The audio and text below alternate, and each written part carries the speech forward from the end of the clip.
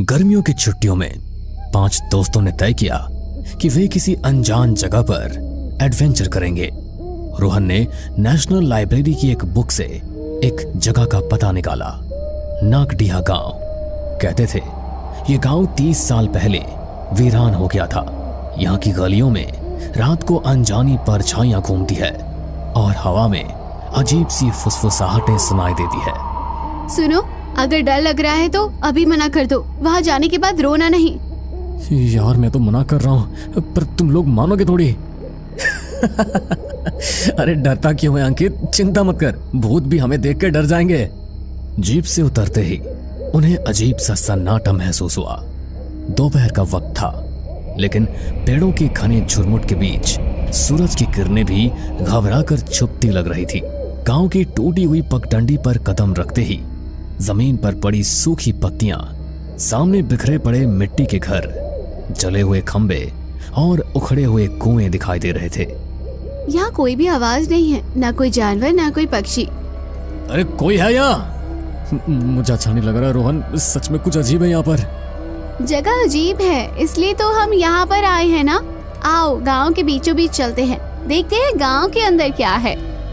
वे गलियों से होते हुए गांव के चौक तक पहुंचे। वहां एक पुराना पीपल का पेड़ था, जिसकी शाखाओं में फटी पुरानी चप्पलें और गुड़ियों के टुकड़े उलझे हुए थे। पेड़ के नीचे एक टूटा झूला हिल रहा था, जबकि हवा बिल्कुल थमी हुई थी। ये क्या, गुड़ियों के टुकड़े? लेकिन कोई किसी पेड़ पर गुड़ियों के टुकड़े क्यों लटकाएगा? कहते हैं ये गांव के आखिरी बच्चों की निशानी है। कविता के ऐसा कहते ही अचानक वहां पर वो टूटा हुआ झूला एक झटके में इतनी जोर से घूमने लगा जैसे कोई अदृश्य बच्चा उसमें झूल रहा हो। भागो यार, ये झूला तो यहाँ अपने आप ही घूम रहा है, जैसे तो इसके अंदर कोई बैठा हो। लेकिन तभी सामने से एक बूढ़ी दादी आती हुई दिखाई दी, जिनका चेहरा झुर्रीदार और आंखें बिल्कुल सफेद थी। क्यों आए हो मौत के दरवाजे पर? हम जानना चाहते हैं इस गांव के बारे में। हर रात आत्माएं जागती हैं। यहाँ से भूले भटके लोग कभी वापस नहीं लौटते, और अगर लौट भी जाते हैं तो ये गांव वापस उन्हें यहाँ खींच कर ले आता है। हमें इन सब बातों से डर नहीं लगता, हम जानना चाहते हैं कि यहाँ क्या हुआ था। अगर जानना चाहते हो तो पुराने कुएं तक जाओ, लेकिन सावधान रहो, तुम्हारी परछाइयां भी तुम्हारा साथ छोड़ देगी। इतना कहकर दादी झाड़ियों की तरफ जाते हुए फिर अजीब ढंग से गायब हो गई। चारों ओर धुंध घेरने लगी, पेड़ झूमने लगे जैसे फुसफुसा कर कुछ कह रहे हो। पुराने जर्जर घरों के दरवाजे खुद ब खुद चरमराकर खुलने लगे। अब तो मजाक भी नहीं सूझ रहा यार, दादी की बात सुनकर और यहाँ की हालत देखकर तो मेरी भी हालत पतली हो रही है। चुप रहो, ध्यान लगाओ, ऐसा लग रहा है जैसे शायद कोई हमें देख रहा है। दूर कुएं की तरफ उन्हें एक धुंधली आकृति दिखी, झुकी हुई, चादर ओढ़े, लकड़ी की छड़ी पकड़े जैसे कोई साधु। ये तो कोई साधु बाबा लगते हैं। चलो उनके पास चलकर पूछते कि आखिर इस गांव के खाली होने के पीछे क्या कारण था और क्यों लोग इसे भूतिया समझते हैं। चलो। वे कांपते दिल के साथ धीरे धीरे कुएं की ओर बढ़ने लगे, जहां रात की पहली चीख उनका इंतजार कर रही थी। धुंध गाढ़ी होती जा रही थी, उन लोगों के कदम जैसे अपने आप भारी हो गए थे। हर ओर अजीब सी सिसकियों की आवाजें गूंज रही थी। कुएं के पास पहुंचते ही एक बदबूदार हवा का झोंका आया, जैसे कोई सड़ी हुई चीज वहां पड़ी हो। ये बदबू कैसी है यार? चुप रहो और उन साधु के पास चलो। कुएं के पास वो साधु अब भी खड़ा था, लेकिन उसका चेहरा धुंध में साफ नजर नहीं आ रहा था। धीरे धीरे जब वे पास पहुंचे तो साधु ने बिना पलटे गहरी आवाज में कहा, किसे अपनी आत्मा गंवानी है? सभी सिहर उठे। कविता ने डरते हुए कुएं के भीतर झांका यहाँ कोई है। तभी अचानक कुएं से एक सफेद हाथ बाहर निकला, हड्डियों जैसा पतला, गंदे नाखूनों वाला। रवि जोर से चिल्लाया, लेकिन उनके कदम जैसे जम गए थे। साधु ने अपनी छड़ी जमीन पर मारी और पूरा गांव कांपने लगा। घरों की टूटी खिड़कियां जोर से पटपटाने लगी। सूखे पेड़ों से झुलसी हुई परछाइयां निकलकर चारों ओर मंडराने लगी। ये परछाइयां हमें घेर रही है। ये परछाइयां नहीं, ये तो आत्माएं हैं। बच्चे अब कोई रास्ता नहीं, नागदिहा का श्राप तुम्हें भी निगल लेगा। एकदम से गांव के पुराने घड़ियाल की आवाज गूंजी, डोंग डोंग डोंग। हर डोंग के साथ एक नई परछाई प्रकट होती, बच्चों की कराहती आवाजें गूंजती और सूखे कुएं से चिल्लाहटें आती। हमें कुछ करना होगा, भागो, वरना यहाँ से जिंदा लौटकर वापस घर नहीं जाएंगे। दादी ने कहा था आत्माएं परछाइयों से बंधी है, अगर हम अपनी परछाई बचा ले तो शायद हम बच सकते हैं। वे एक साथ दौड़ने लगे, लेकिन जैसे जैसे भागते उनके अपने साए उनसे अलग होकर पीछे छूटने लगे। रवि ने पीछे मुड़कर देखा, उसका साया अब अकेला चल रहा था। अरे मेरा साया, वो अलग हो गया, मेरी परछाई मेरे साथ नहीं है। तभी अचानक किसी ने रवि का हाथ पकड़ लिया, लेकिन वो कोई इंसान नहीं था। सफेद आंखों वाला बच्चा सड़े हुए चेहरे के साथ उसे खींचने लगा। देखो, रवि को छोड़ दो। नीलम जल्दी कुछ करो, तुम्हारे पास माचिस है ना? माचिस निकालो, आत्माएं आग से डरती है। नीलम ने अपने बैग से माचिस निकाली, आग की लपटें उठी और परछाइयां थोड़ी पीछे हटने लगी। भूत आग से डरते हैं, जलाओ सब कुछ। सभी ने पास की सूखी झाड़ियों में आग लगा दी। धुआं चारों तरफ फैलने लगा, परछाइयां चीखते हुए पीछे हटने लगी। रवि भी छूट गया, लेकिन वो बेहोश हो चुका था। तुम आग से बच सकते हो, पर श्राप से नहीं। मैं तुम्हें इन बच्चों को नुकसान नहीं पहुंचाने दूंगी। दादी ने त्रिशूल से साधु की ओर इशारा किया। साधु जोर से चिल्लाया और देखते ही देखते धुएं में खुलकर गायब हो गया। धीरे धीरे गांव की हवा बदलने लगी, बदबू हटने लगी। अब जाओ, लौट जाओ और कभी मुड़कर मत देखना। रवि के दोस्तों ने उसे उठाया और भागते हुए जीप तक पहुंचे। पीछे मुड़कर देखा तो गांव फिर से धुंध में लिपट गया था। उनकी जीप नागदिहा गांव से निकल चुकी थी। रात गहरा गई थी, चांद बादलों के पीछे छुपा हुआ था। रास्ते भर हवा सिसकती रही और जंगल के किनारे कुछ झाड़ियों में हरकत होती रही। मैं पक्का बोल रहा हूँ, कोई हमारा पीछा कर रहा है। मत घबरा अंकित, अब हम उस गांव से बहुत दूर हैं। लेकिन तभी जीप के बोनेट पर किसी ने जोर से थपथपाया। सबके दिल थक कर गए। ये क्या था? रोहन ने शीशे से बाहर झांका, लेकिन तभी अचानक जीप अंधेरे में कहीं गायब हो गई। लेकिन सब कुछ वहीं खत्म नहीं हुआ। कुछ महीनों बाद उन लोगों की जीप एक सुनसान मैदान में पलटी मिली। सबकी हालत गंभीर थी और अंदर कुछ उकेरे हुए निशान थे, नाखूनों से बने, जिनसे लिखा गया था, हम नागदिहा के हैं। सबको जैसे तैसे उनके घर पहुंचाया गया। उसी के ठीक 3 दिन बाद अंकित के घर से अजीब अजीब चीखों की आवाजें आने लगी। पड़ोसी दौड़े, उन्होंने घर का दरवाजा तोड़ा, लेकिन अंदर जो देखा उससे उनकी आत्मा कांप गई। कमरे की दीवारों पर खून से कुछ चित्र बनाए गए थे, सड़े हुए चेहरों, सूखे हाथों और उल्टे पेड़ों के, और बीच में अंकित खुद छत से उल्टा लटका हुआ, लेकिन चेहरे पर भयानक मुस्कान थी। और कविता, वो अपने घर में आईने के सामने खड़ी थी। आईना धुंधला हो गया था, लेकिन जब धुंध छटी तो उसमें उसकी बजाय काले चितड़े पहने बच्चों की मंडली दिखी जो उसे घूर रही थी। एक बच्चा फुसफुसाया, अब तुम भी हमारे साथ खेलोगी। और उसी वक्त कविता गायब हो गई। केवल उसका दुपट्टा फर्श पर पड़ा रह गया। अंकित और कविता की हालत जानने के बाद बाकी सब बहुत डर चुके थे। इसलिए नीलम और रवि बचने के लिए एक तांत्रिक के पास पहुंचे। तांत्रिक ने जब उन पर एक खास धूप जलाई तो उनकी असलियत सामने आ गई। उनके शरीर के भीतर आधी आत्माएं अपना कब्जा जमा चुकी थी। उनकी आवाजें दोहरी हो गई थी, आधी इंसानी आधी राक्षसी। तुम्हें बचाया नहीं जा सकता, नागडिहा तुम्हारा घर बन चुका है। और अगले ही पल रवि और नीलम का शरीर बिखरकर काले धुएं में बदल गया। नागडिहा का श्राप सच क्या था? रोहन अब इस बात का पता लगाना चाहता था, क्योंकि अब सिर्फ वही उनमें से जिंदा बचा था और वो मरना नहीं चाहता था। आखिर उस गांव का रहस्य क्या है? क्यों वहां पर इतनी सारी आत्माएं भटकती हैं? ऐसा क्या हुआ था वहां पर? शायद मुझे अगर इस बारे में पता चल जाए तो मेरी जान बच जाए, वरना मैं भी मारा जाऊंगा। ऐसी जगह का इतिहास कहीं ना कहीं तो लिखा गया होगा। हमें नेशनल लाइब्रेरी से इस जगह के बारे में पता चला था, तो इसका पूरा रहस्य भी वहीं पर होगा। रोहन डरता हुआ नेशनल लाइब्रेरी गया। उसने वहां पर हर किताब को छान मारा।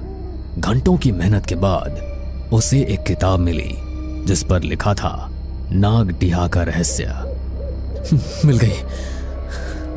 रोहन ने किताब को खोलकर पढ़ना शुरू किया और उसे नागडिहा का काला सच पता लगा। इसका मतलब है वो सारी आत्माएं उन बच्चों की है। नागडिहा असल में कभी एक साधारण गांव नहीं था। वो काले जादू और तंत्र मंत्र का गढ़ था, जहां निर्दोष बच्चों की बलि दी जाती थी। इसलिए उनकी आत्माएं आज भी वहां भटकती है। और वहां पर जिस इंसान ने एक बार कदम रख दिया, वहां की आत्माएं कभी उसका पीछा नहीं छोड़ती। अगर कोई वहां से जिंदा बचकर लौट भी आए तो भी कुछ समय बाद वो आत्माएं किसी न किसी तरह से उसे अपने साथ लेकर चली जाती है। और अगली बारी तुम्हारी है। क्या? किताब की आखिरी लाइन पढ़कर रोहन की आत्मा कांप उठी। तभी उसे अपने पीछे से किसी बच्चे के हंसने की आवाज आई। हमारी आत्मा कभी मुक्त नहीं हुई और तुम हमारे पास आए थे तो मैं तुम्हें वापस लेने के लिए आया हूँ। अब तुम भी हमेशा हमारे साथ नागडिहा में ही रहोगे। रोहन ने डरते हुए पीछे मुड़कर देखा तो बच्चे की भयानक आत्मा उसके सामने खड़ी थी। लेकिन देखते ही देखते वो बच्चा उसकी आंखों के सामने से कहीं गायब हो गया। रोहन थोड़ा निश्चिंत हुआ कि बच्चे की आत्मा वहां से चली गई है। लेकिन तभी उस किताब के अंदर से किसी ने हाथ बढ़ाया और उसे किताब के अंदर खींच लिया। वो पांचों दोस्त भी अब उन बच्चों की आत्माओं के साथ उसी भूतिया गांव का हिस्सा बन गए हैं। और आज भी अगर कोई एक बार भी नागडिहा की जमीन पर कदम रख देता है तो वहां की आत्माएं कैसे ना कैसे उसे अपने साथ ले ही जाती है। तो हेलो गाइस, मैं हूं आपका दोस्त और होस्ट चेतन। तो आज एक बार फिर स्वागत है आप सभी का हमारे एक और नए हॉरर पॉडकास्ट में। और आज हमारे साथ मौजूद है मशहूर पैरानॉर्मल इन्वेस्टिगेटर मिस्टर मेहुल, जिन्होंने बहुत से इंटरनेशनल हॉरर लोकेशंस को भी कवर किया है। तो मेहुल, हमारे दर्शकों के साथ जरा अपने कुछ हॉन्टेड एक्सपीरियंस शेयर कीजिए, जिसको सुनकर दर्शकों के साथ साथ हम सबके भी रोंगटे खड़े हो जाए। बिल्कुल चेतन, मैं आपके साथ अपना कल रात का ये हॉन्टेड एक्सपीरियंस शेयर करता हूँ, जो मेरी पूरी जिंदगी का सबसे ज्यादा दिल दहला देने वाला एक्सपीरियंस रहा है। तो फिर शुरू करते हैं इस पॉडकास्ट को। जी बताइए। एक्चुअली कल की उस हॉन्टेड लोकेशन पर जाने से पहले ही मुझे कुछ साइंस मिलने शुरू हो गए थे। माँ ने भगवान की आरती की तो पूजा की थाली माँ के हाथ से छूटकर नीचे गिर गई। मंदिर में भगवान के सामने जल रहा दिया भी अचानक से बुझ गया। माँ तो पहले ही मेरे इस काम से बहुत डरी हुई रहती है, और जब ये हुआ तो माँ और ज्यादा घबरा गई। बेटा, आज तू कहीं मत जा। भगवान भी बार बार यह आदेश देकर तुझे वहां जाने से रोकना चाह रहे हैं। मेरा मन बहुत बेचैन हो रहा है। बेटा, तू उस जगह पर मत जा, वो ठीक नहीं है। अरे माँ, तुम तो इस तरह से डर रही हो जैसे मैं पहली बार किसी हॉन्टेड लोकेशन पर जा रहा हूँ। मुझे कुछ नहीं होगा, तुम मेरी चिंता मत करो। माँ ने मुझे बहुत रोका, लेकिन फिर भी मैं माँ से बहस करके कुछ देर बाद घर से निकल गया। उस समय तकरीबन रात के 11:30 बज चुके थे। मेरे घर से वो हॉन्टेड लोकेशन ऑलमोस्ट 1 घंटे के डिस्टेंस पर थी। मैंने अपनी गाड़ी निकाली और हमेशा की तरह अपने फेवरेट गानों की प्लेलिस्ट सुनता हुआ लोकेशन के लिए निकल गया। ड्राइव करते मुझे थोड़ी देरी हुई थी, लेकिन कल रात पहली बार मेरे मन में एक अजीब सी बेचैनी हुई। मैंने सोचा कि घर वापस चला जाऊं, लेकिन मैंने अपने व्यूअर से उस लोकेशन पर जाने का प्रॉमिस किया था, तो मैं वापस नहीं जा पाया। लगभग पौने घंटा ड्राइव करने के बाद मैं उस लोकेशन पर पहुंचने ही वाला था कि तभी अचानक से चलते चलते बीच रास्ते में ही मेरी गाड़ी बंद पड़ गई। आसपास का एरिया बिल्कुल सुनसान था। ऐसे में अब मैकेनिक तो मिलता नहीं, तो मैं पैदल ही आगे बढ़ने लगा। मैं फोन में लोकेशन के अकॉर्डिंग आगे बढ़ रहा था कि न जाने क्यों अचानक मेरा फोन हैंग होने लगा। अरे यार, अब मैं लोकेशन पर कैसे पहुंचूंगा? इस फोन को भी ऐसी ही जगह पर हैंग होना था। मैं खुद से ऐसा कह रहा था कि तभी मेरे कंधे पर किसी ने अपना हाथ रखा। ऐसे सुनसान इलाके में अगर तुम्हारे कंधे पर कोई अचानक अपना हाथ रख दे तो एक पल के लिए तो हमारी सांसें रुक जाएंगी। मेरे साथ भी ऐसा ही हुआ। डर के मारे मेरी धड़कन तेज हो गई। हिम्मत करते हुए मैंने पीछे मुड़कर देखा तो एक बूढ़े आदमी ने पीछे से मेरे कंधे पर हाथ रखा हुआ था। उन्हें देखकर मैं थोड़ा शांत हुआ। अरे काका, क्यों इतनी रात को ऐसे डरा रहे हो? आपके चक्कर में अभी हार्ट फेल हो जाता मेरा। चला जा यहाँ से। इतनी रात को इस इलाके में तू क्या करने आया है? पता है ना वो भूतिया हवेली है यहाँ पर। अगर उसकी चपेट में आ गया तो जिंदा लौट कर नहीं जा पाएगा। काका, उसी हवेली का रास्ता तो जानना है मुझे। बताओ ना, किधर है वो हवेली? मरना चाहता है क्या? एक बार कहा ना तुझे, चला जा यहाँ से, नहीं तो मारा जाएगा। तू भी मारा जाएगा उन सब की तरह। ऐसा बोलकर बूढ़ा आदमी अपनी गर्दन हिलाते हुए आगे की ओर निकल गए। उनके जाने के बाद मैंने जैसे ही पीछे मुड़कर देखा तो सामने ही मुझे वो हवेली नजर आई।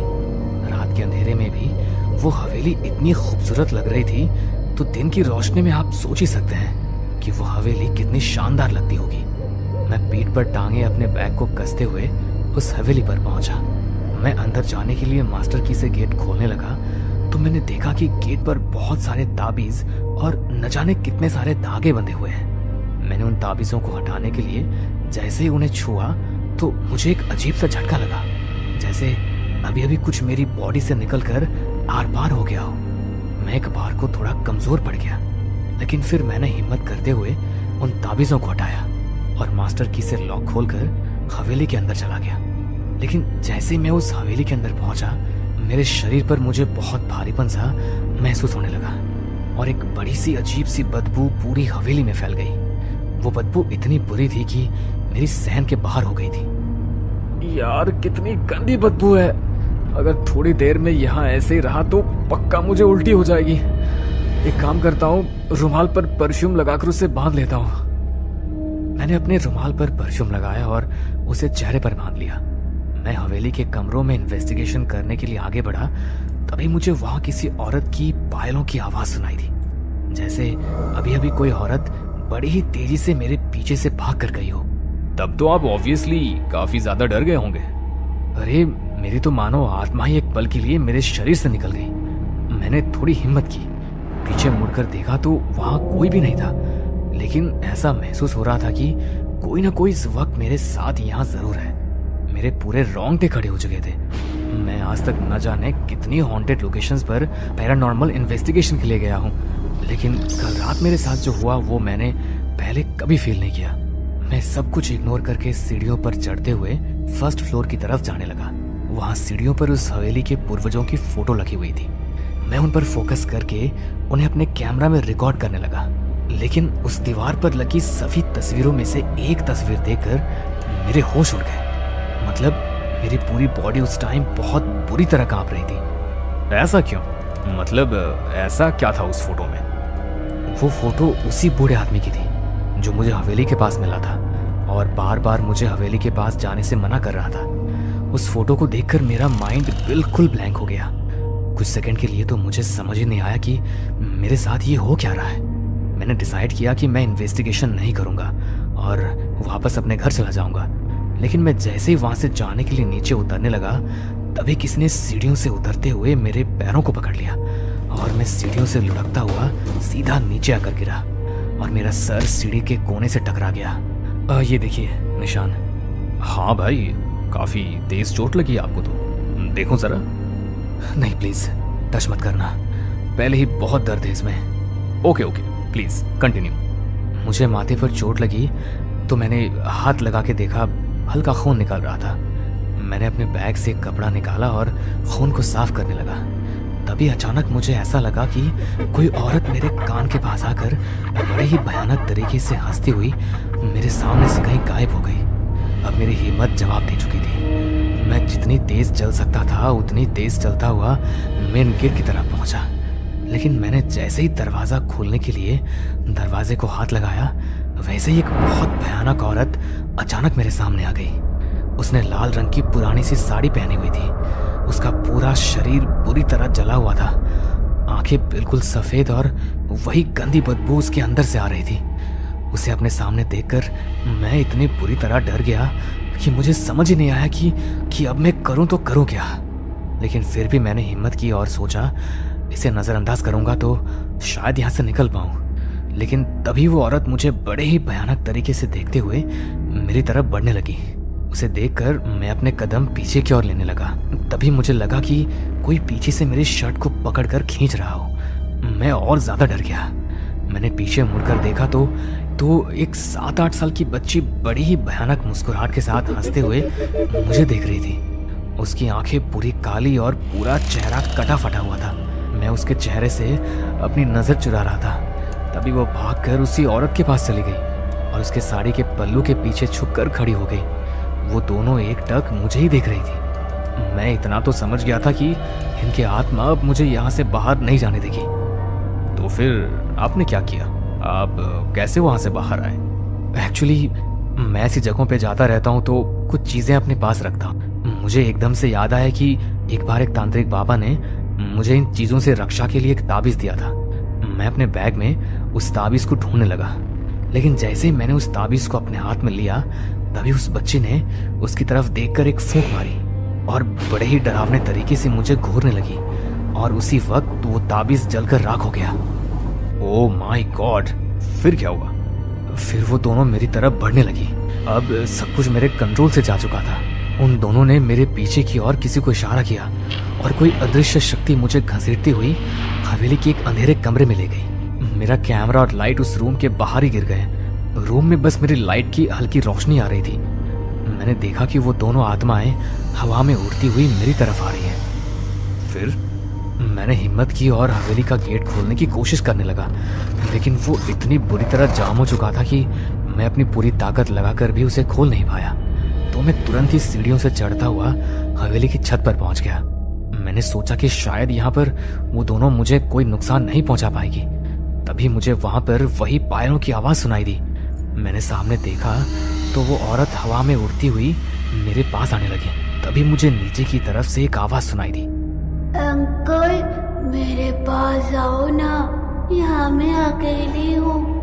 मुझे अकेले बहुत डर लगता है। मुझे आपके साथ रहना है, यहाँ आओ ना। उसकी आवाज को सुनकर मैं जैसे सम्मोहित हो गया और बिना कुछ सोचे समझे छत से कूद गया। जमीन पर मेरा खून फैल गया और थोड़ी देर तड़पने के बाद मेरी मौत हो गई। क्या मतलब तुम मर चुके हो? नहीं, ऐसा नहीं हो सकता। मैं तो कल रात को ही मर गया था। मेहुल के ऐसा कहते हुए वो किसी भयानक आत्मा के जैसा हो गया। लेकिन अब मैं तुम्हें भी अपने साथ लेकर जाऊंगा। तुम्हें बहुत शौक है ना मुर्दा लोगों और आत्माओं को देखने वाले लोगों की कहानियां सुनने और अपने व्यूअर्स के साथ शेयर करने का। तुम्हारी आज की इस वीडियो में भूत से असली सामना कैसे होता है और भूत क्या कर सकता है सभी देख लेंगे। इतना कहकर मेहुल की आत्मा चेतन को मारने के लिए उसकी ओर झपटने लगा।